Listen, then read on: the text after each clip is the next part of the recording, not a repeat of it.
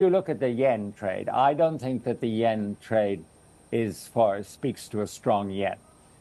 We have not really seen coordinated intervention to prop up the yen from the G7.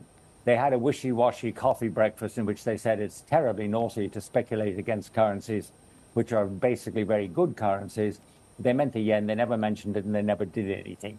So the Japanese intervened on their own.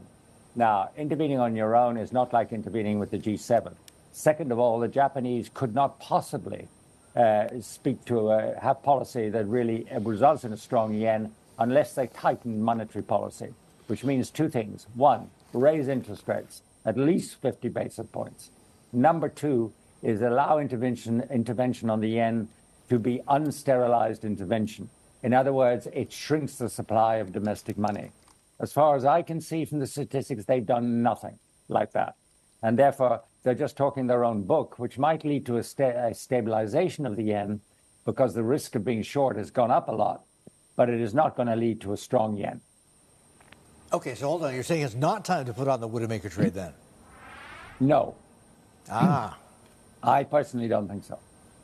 All right. In terms of action from BOJ, though, you're saying, and we'll get to the sterilized and unsterilized intervention in just a bit, but what kind of timeline are we looking at? I mean, if we're looking at, let's say, for the Fed, perhaps some people think as late as November, right after the elections. What about for Japan? And you say 50 basis points. The consensus right now is probably 25 basis points more in October or thereabouts.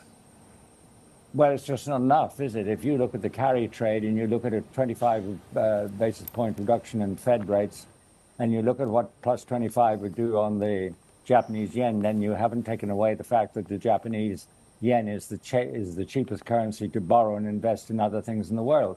It doesn't change it enough. You'd have to go further than that.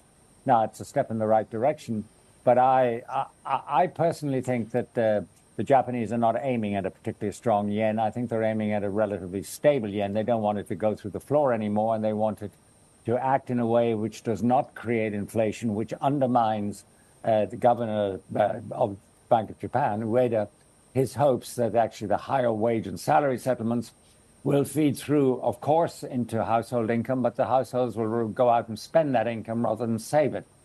If the yen goes on down, inflation is high, then the real income effects of the wage and salary increases is much less, and the chance of them being saved and not spent is much greater.